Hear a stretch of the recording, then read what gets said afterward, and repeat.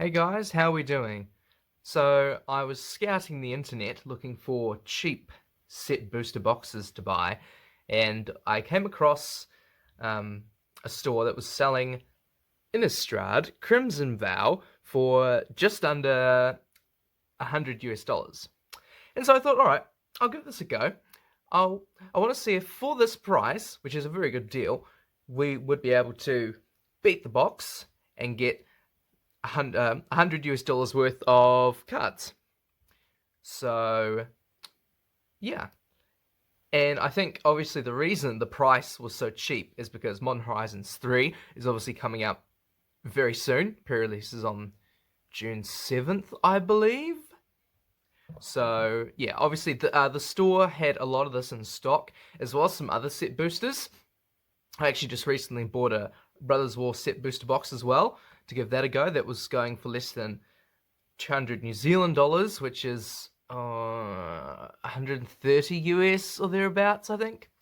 So yeah, looking forward to cracking this open and seeing whether we can beat the box. And I thought, as a good luck charm, I would get out the closest thing I have to, or my best vampiric card, so to speak. And so we have a foil vampiric tutor from Commander Legends saying hello, and that'll just sit. Where should I put that? Okay. We'll have that sitting nicely here in the corner of the video to remind us that this is actually something that you can get as a list pull from this box. I don't know if we will or not, but it'd be pretty cool if we did. And yeah, right, so let's crack into the box and start opening some packs. Alright, so let's just get in here. Yes, of course, we have the old box topper, which I will save for last. So I'll put that away for now. And we will create a display. Oops, sorry, I've sliced you across, trying to open it from the front. And we've got 30 pretty packs here for us to open. So let's start with pack number 1. Oh, actually, before I do that, this is something I wanted to highlight because I have not seen this in any other Crimson Vow set booster box openings. It's the odds of getting certain cards from the packs. So we see for a rare, 2 is 27%, 3 is 3%, 4 is less than 1%. Now, we know that compared to other set boosters, these odds are actually quite low. I think after these sets, they increase the odds of getting more cards. These sorts of odds are interestingly more similar to those odds of Carl of Mana. So that's something to note about these set boosters. But anyway, let's see if we can defy the odds and get some spicy stuff in this first pack here. Okay, so here we go. Get rid of that art card. Now I just need to think about what the order of this is, although it doesn't particularly matter. We've got a land. Okay, we're going commons and then do the good stuff. The only common worth more than $1 is the wolf card. You will know it when you see it. So, here we go. First rare is Stenzia Uprising and a Syncopate foil. Okay, so that wolf card I just said was in the festivities. So that card's worth over $1. She's Stenzia Uprising. At the beginning of your end step, create a 1/1 red human. Then if you control exactly 13 permanents, you may sacrifice it to do 7 damage to your target. So obviously that's a very much a long game card. But yeah. Right. Pack number 2. Interesting. I think actually the pull tab's quite good with this one. I have a tendency to open it from the center, even though it can be better to do it this way. So obviously, if I'm trying to beat the box, I'm trying to earn about $100 or more, and I'll put the prices up of any juicy hits that we get. Just double checking the art cards. Nothing signed. Island. Vampire's Kiss. Pointed Discussion. Oh, good commons are gone already.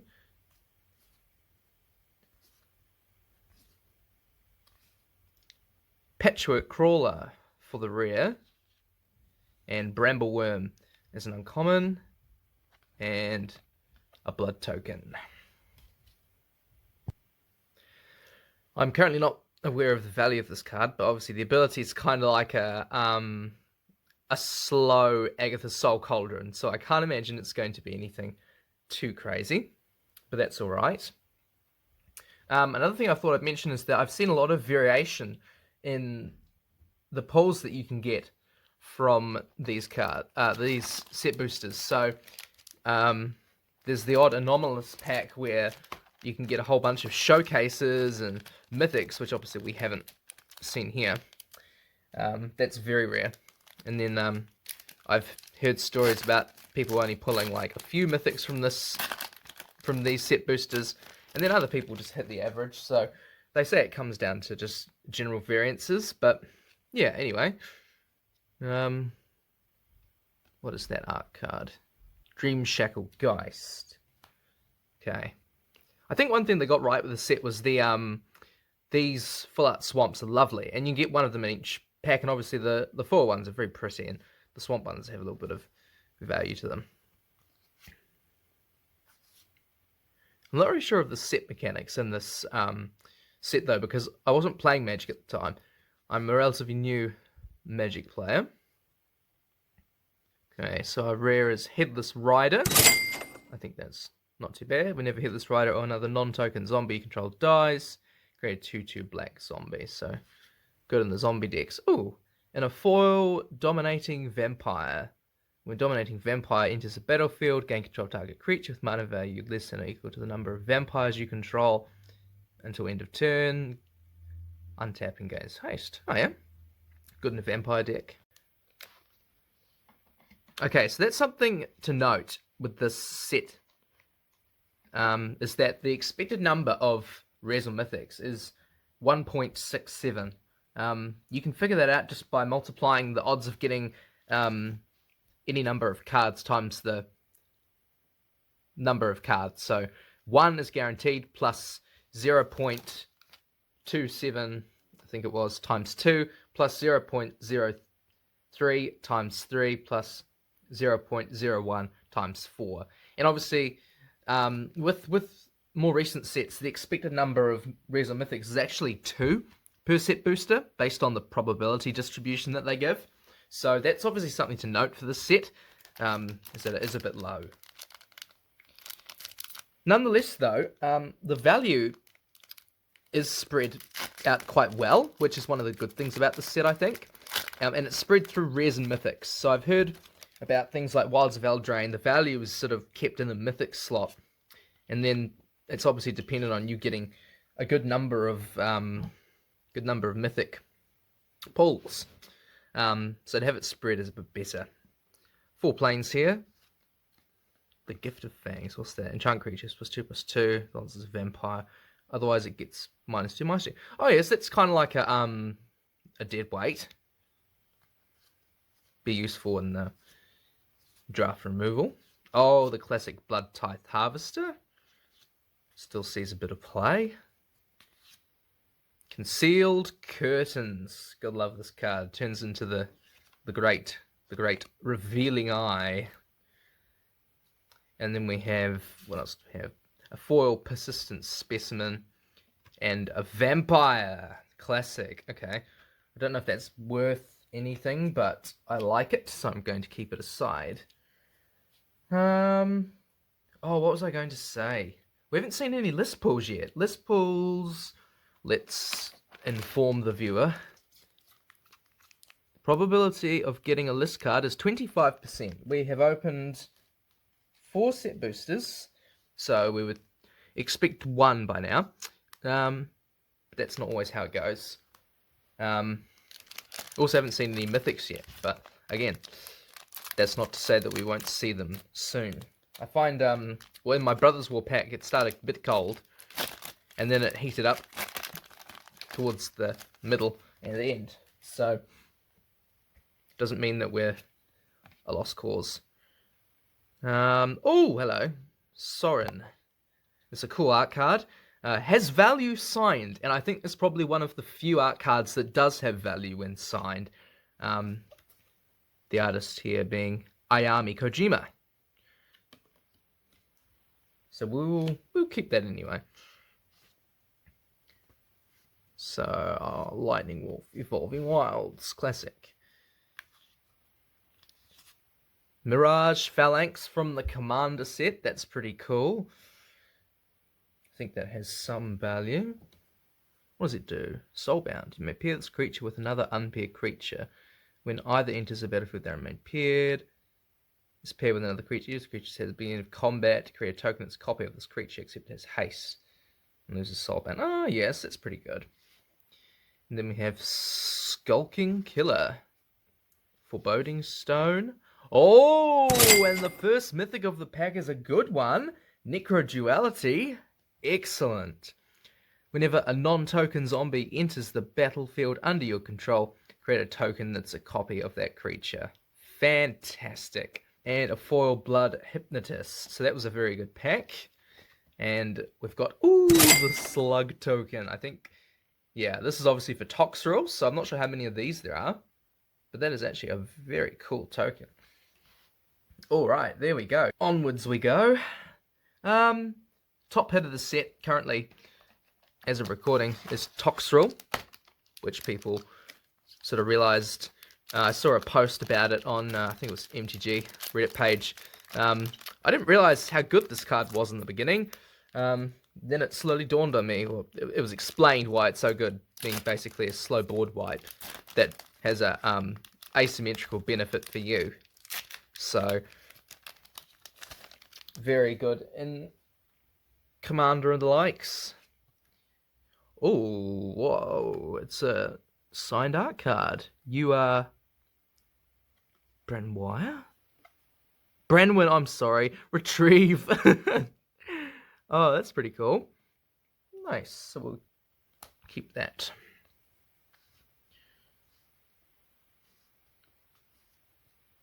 Sanctify. Feller Stance.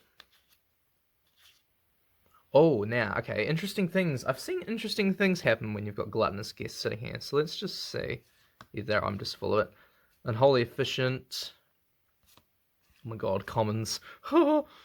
Desperate Farmer. Oh, hey, Faithbound Judge, Mythic number 2. Nice. I remember this saw a lot more play a wee while ago. But, definitely a good card when you can get it out. What does it flip into on the other side? The Sinner's Judgment. The Curse. At the beginning of your upkeep, put a judgment count on the judgment. Then if you have 3 or more judgment counts on it, judge play. Oh yes, that's kind of useful if you want to do some proliferate shenanigans. Wandering Mind. And, oh, here we go. The first card from the list is Invisibility. Enchanted creature can't be blocked except by walls. I think that's quite a good card. So we begin to heat up. I shall touch my Vampiric Tutor for strength. Transfer Sid Luck onto this pack. And if this is now if this is now a list Vampiric Tutor, I'm gonna lose it. It's one of those things where it's just ridiculous to imagine and then actually have happen. I was watching come on, pack. I was watching MTG North do collector booster openings and oh, sorry, bump the camera. And then he's like, oh, crimped card at the start, but then imagine if there's a oh, what was it? Imagine if there's a polluted Delta crimped, but it was a bloodstained Mire because they keep pulling polluted Deltas, I think, or something like that. But yes, crimped bloodstained Mire was pulled, which is pretty awesome. We have a 4 swamp. These are very cool. Hang on. Yes, it is full. Sorry, just had to check off camera there. All right. Retrieve, here you are. Return up to one target creature card and up to one target non-creature permanent card from your graveyard to your hand. That is a card. Dying to serve. And if you discard one or more cards, create a tapped 2/2 black zombie creature token. The spell triggers only once each turn. And then we have a foil Gift of Fangs and a treasure token. Okay, we are doing all right.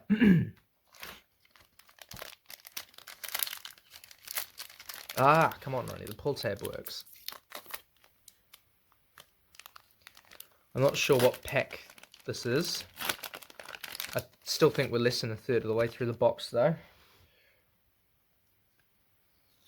Well, there's a magic mini game at the end.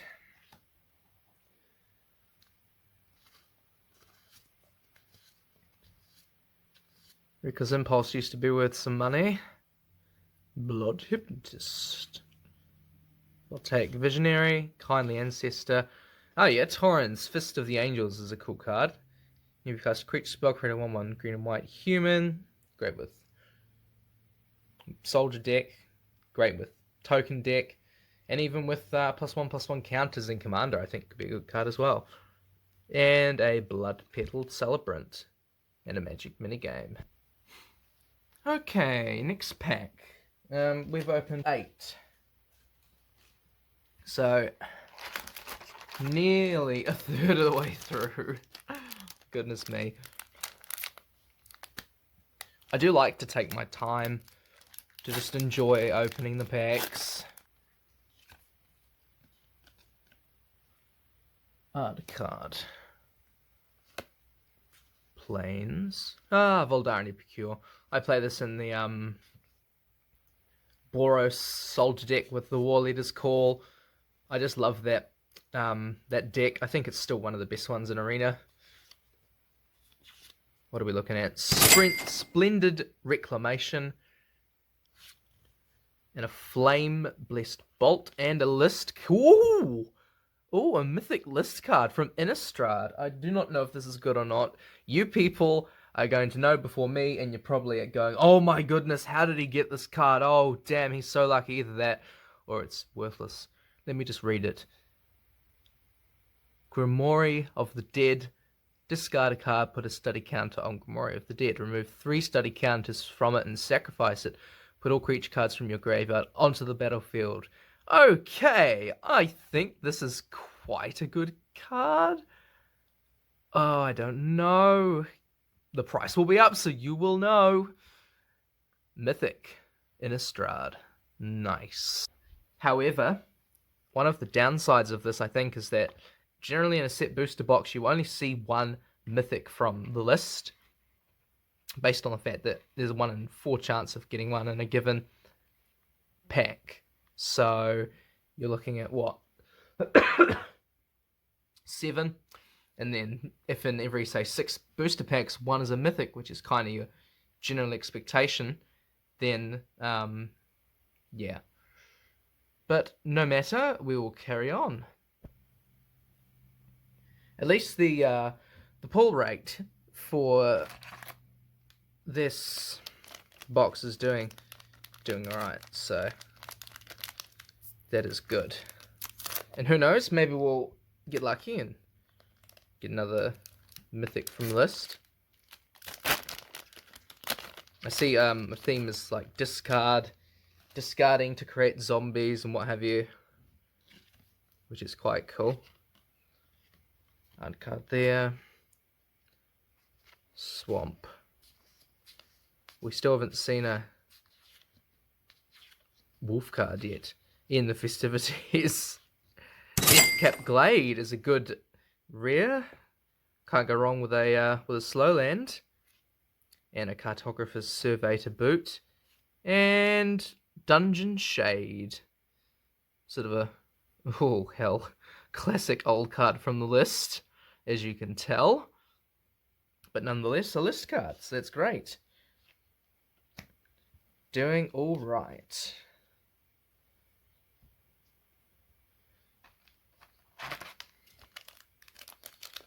Right, pull tab. Pull tab is good.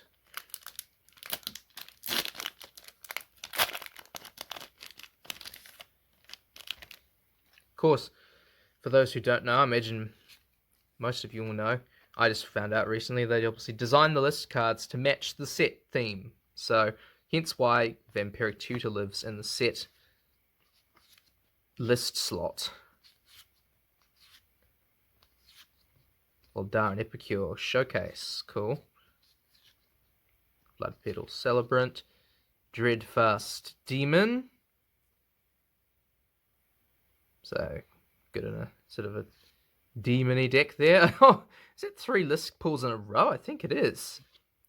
The Boiling Blood. Target creature attacks this turn if able, draw a card. Don't know what set that's from. Don't think it's too crazy. Oh, and of course you can also get Blood Moon from the list in this set, so that's cool.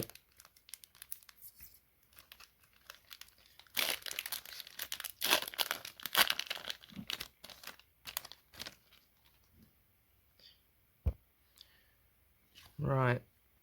Art card. Non-foil Showcase Mountain.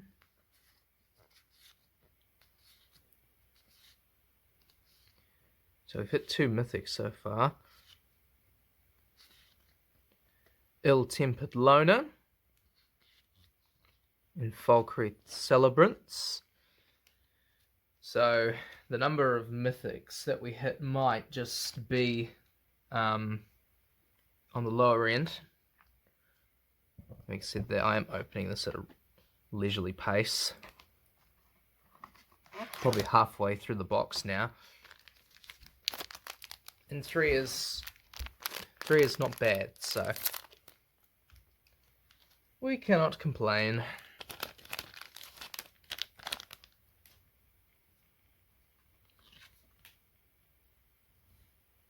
Art card. 4. Hey! There's the first in the festivities. Deals 1 damage to each opponent and each creature and planeswalker they control. Good with the Ashnil, I think it's pronounced, where everything becomes 4 and this kind of becomes a board wipe. Your classic Abrade. Oh, only a few commons there. This could be... Oh, hello. Okay, this is interesting. Grolnok the Omnivore. You are there, which means we may be looking at... Aha, Gluttonous Guest. But as I said, I think interesting things always happen when you see Gluttonous Guest, but I could be wrong. Dormant Grove. Oh, yeah. I think I'm wrong. And the Howling Moon. Yes, I was wrong. Never mind. Griff Rider there. And a human creature token. Alright, I've just moved the set booster box to the left a bit to avoid some glare.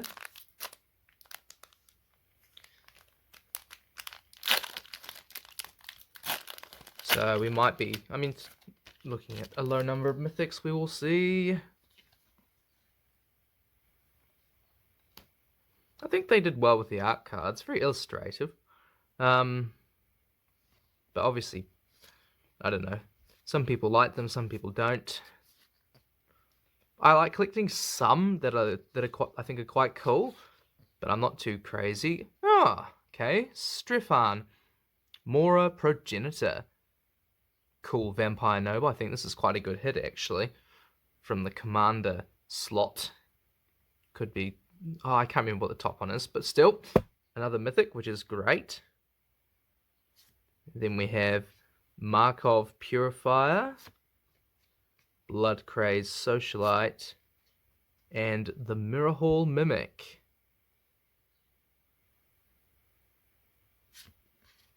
And a foil Alluring Soldier.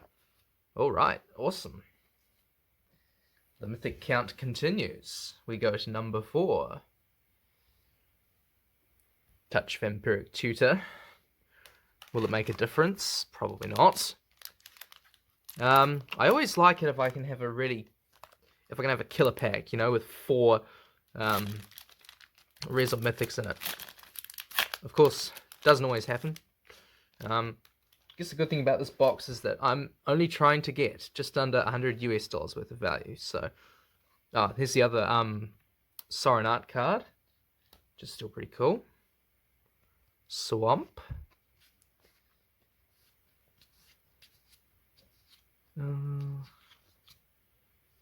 Right. Soul Siphon Board, Fearful Villager. Voice of the Blessed. Great in your life gain decks.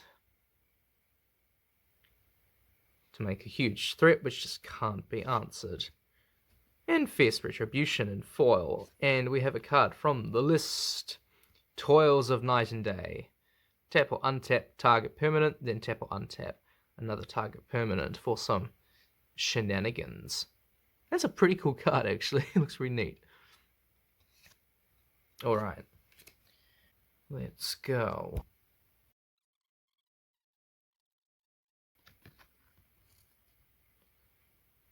That is Sigarda's Summons, thought it was.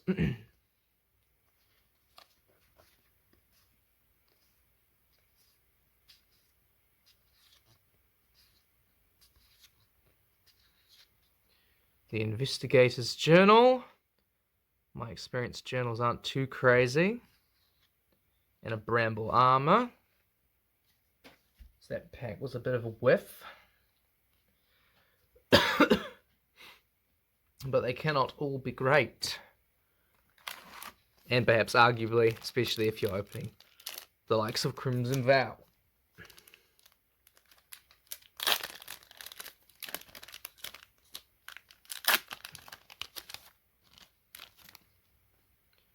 Nonetheless, though, cracking packs is something I do enjoy. Perhaps at the expense of my wallet, but...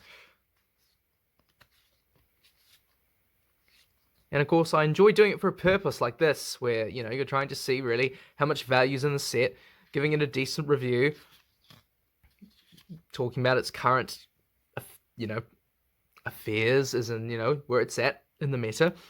Olivia's Attendance. And a Witch's Web. So you'll see, obviously, that's the trend. A lot of one-rep packs, because the odds of getting anything more than that were quite low for the set.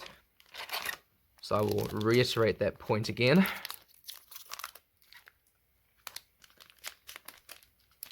Well, I think we're 2/3 of the way through the pack now.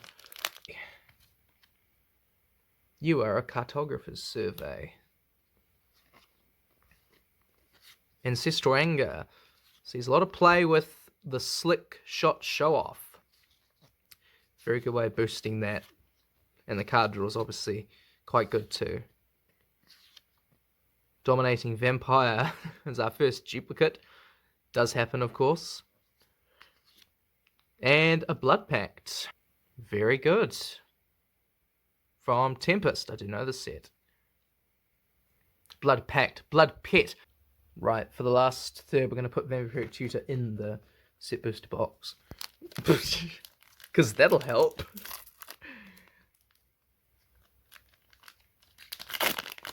He radiates vampirism. The pack sense it, and so they will all be mythic. Naturally.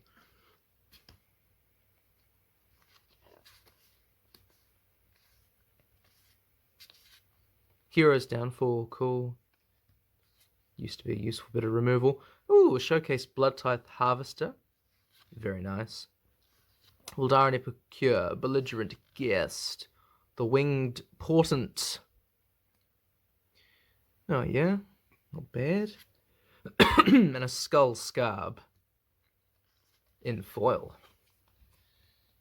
Okay.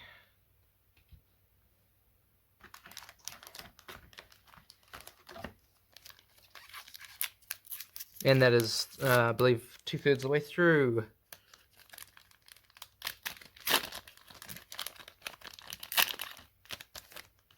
When I started this video, I wasn't exactly sure of the length.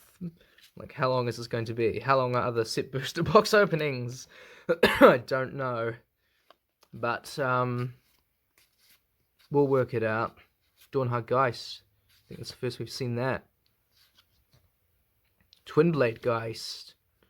And hello, Ange, Maid of Dishonor. Cool. Whenever Mage of Dishonor and or another one or more other vampires enter the battlefield, create a blood token, sacrifice another creature blood token. Yeah, slow shielded. And I got a Skulker. Okay. Right.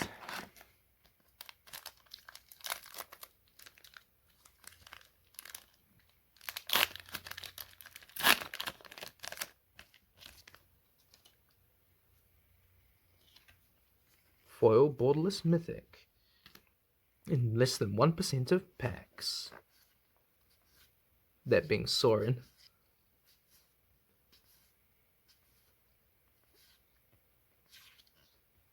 Thalia, Guardian of Thraben. Very glad to have this card. It's my first one. Obviously a staple in soldier decks and the like. And a Bloodsworn Squire. One of the good things about this set, I think, is or just the approach to opening set booster boxes in general. If you can get them for a good price, that's great. And obviously, even if cards aren't worth a hell of a lot of money, they can still be good playables. So it's great to open a box for that purpose. And especially if it's a set you like. If you like vampires and zombies, you know, shouldn't matter so much if it's worth a lot of money. It's about what you enjoy.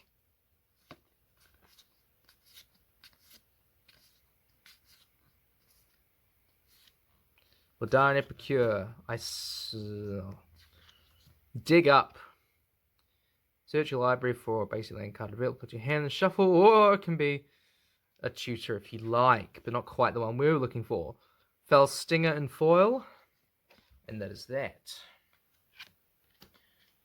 Okay.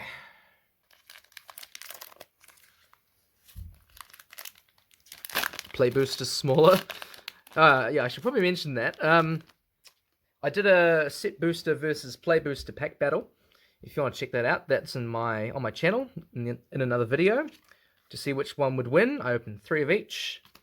So yeah, worth checking out if you're interested in that sort of analysis too.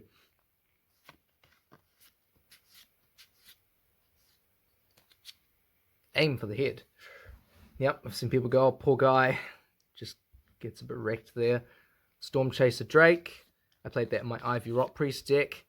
Oh, Hollow Hinge Overlord. I think for a time this was worth quite a bit when not Lost Caverns of Ixalan, Murders at Karlov Manor came out because of the Elf Wolf Commander.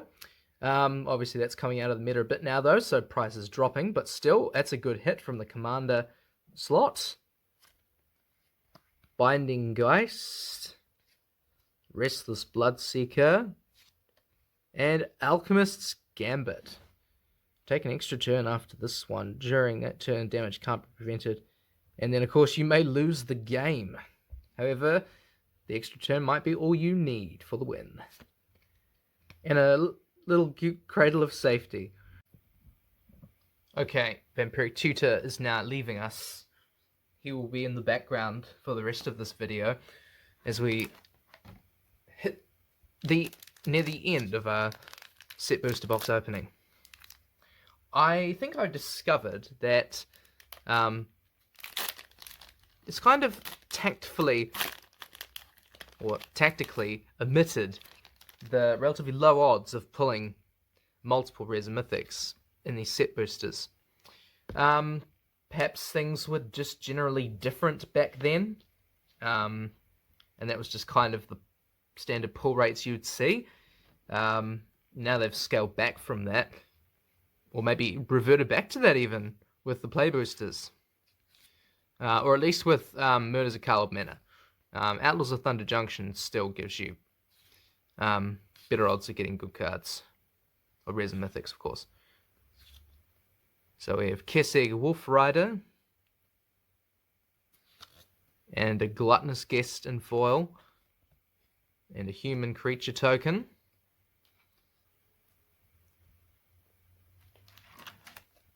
Oh, must be like 5 packs left to go now. Of course, I will look at the prices, tally this all up, and give you the final total. I personally don't think we've beaten it. Not by a mile so far. Unless we have some miraculous pull shortly. Which could still happen. Geralf, Visionary Stitcher. Markov Waltzer. Wolfkin Outcast. Oh, would you look at that? A duplicate Geralf in Showcase and here. And we have Vampire's Kiss in foil. I don't think that duplicate holds much value, unfortunately, for us, but nonetheless, still an interesting pack. And I'm looking at the last 5 now. So, I think overall it's been a pretty average box. About what you'd expect. Like I said, and what seems to be true, you only get 1 mythic from the list, so sort of bad luck in my case that it wasn't anything that's too valuable now. However, it caters to the discard mechanics, so if the discard mechanic becomes more popular in the future, I imagine the price of that may change. It was worth actually not quite a bit, a little bit more beforehand. Falcon Wreath Forebear in the showcase. Kindly Ancestor, Ballista Watcher, and Kea, Geist Hunter, Mythic. That is a cool card. And I'm not sure what number Mythic, but good to see we're still getting Mythics here. Awesome. Alright, we will take that. And Wedding Invitation in foil. That reminds me, you can get wedding announcements from this set. We haven't seen that yet. Alright. Can Crimson Vow give us one more mythic? Will we find the Vampiric Tutor? Probably not. Undead Butler. Green.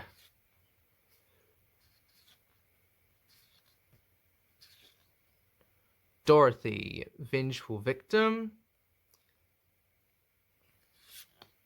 And that is that from that pack with Fibblethip.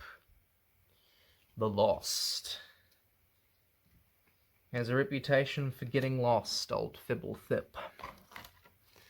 Here we go. End of that third, end of this third now.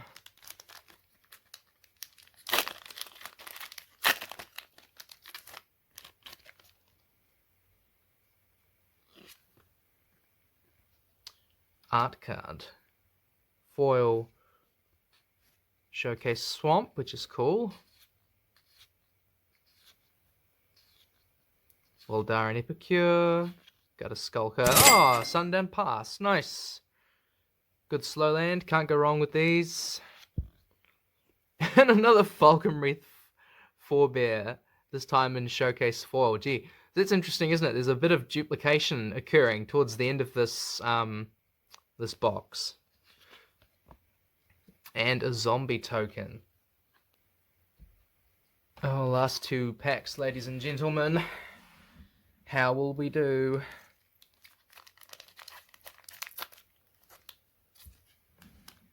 I'm going to call it now. I think we're going to get 1 card from the list, and maybe we're starting to see some weird duplication going on here. Only 1 signed art card the whole pack. Whole box, rather. Oh, and in the festivities. Nice. I thought we were only going to see 1 of those in the whole box. Which can, of course, happen due to natural variances. What's going on here? Consuming Tide for the rare. And Ollenbach Escort in foil. And another zombie token there.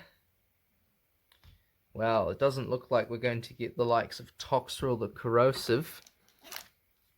Necroduality early on. It's obviously quite a good hit. And here we go, ladies and gentlemen. The last pack. Yeah, I don't even think we hit many packs, if any, that hit three rares, which obviously isn't a guarantee. Okay, Imperious Mindbreaker is a rare. Belligerent Guest, Ragged Recluse, Voltaic Visionary, and Curse of Hospitality is the last rare, I think. Enchant player, creatures attacking enchanted player have trample. If a creature deals combat damage to that player exiles top card of their library. May play and spend mana. Oh yeah, not bad. Oh, and look at that. We have, as I say, we don't get three rares. We get one pack with three. A Storm Carved Coast, Slow Land, and Foil. And, oh, card from the list. Is it a rare? Oh, no, it's an uncommon. Crimson Muckwader. Which can be a 3/2 if you're playing in Rakdos. Alright. So, there we go, guys. That is the box. Time for a quick recap. 5 Mythics. Kaya, Geist Hunter. Grimoire of the Dead from Innistrad on the list. Faithbound Judge. Necroduality. Strifan. Mora Progenitor. So 5 Mythics is probably about average. 3 Fastlands. 1 being foil. Deathcap Glade. Stormcarved Coast was the foil. And Sundown Pass. So you can't go wrong with those. They're pretty good. And we had 5 cards from the list. Possibly 6. When I've just sifted through the cards and I found 5. Oh, 6. No, because of the Mythic list card. Now, the last thing to do, which I almost forgot about, is the box topper. Right, so notoriously difficult to get off the thing, maybe for shipping purposes, and so everyone has a terrible time trying to do that. And so here we go. What card will we get? What is the best way to open said box topper? Oh, yep, just got a little pull tab like that. Oh, carefully try not to damage said card. And we are looking at, oh my goodness, come out. Oh, we are looking at Casket of Native Earth, Edgar Markov's Coffin. At the beginning of your upkeep, create a 1/1 white and black vampire creature token with lifelink and put a bloodline counter on Edgar Markov Coffin. Then if there are 3 or more bloodline counters on it, remove those counters and transform it into Dracula. So yeah, that is a box topper. This has been a Crimson Vow set booster box opening.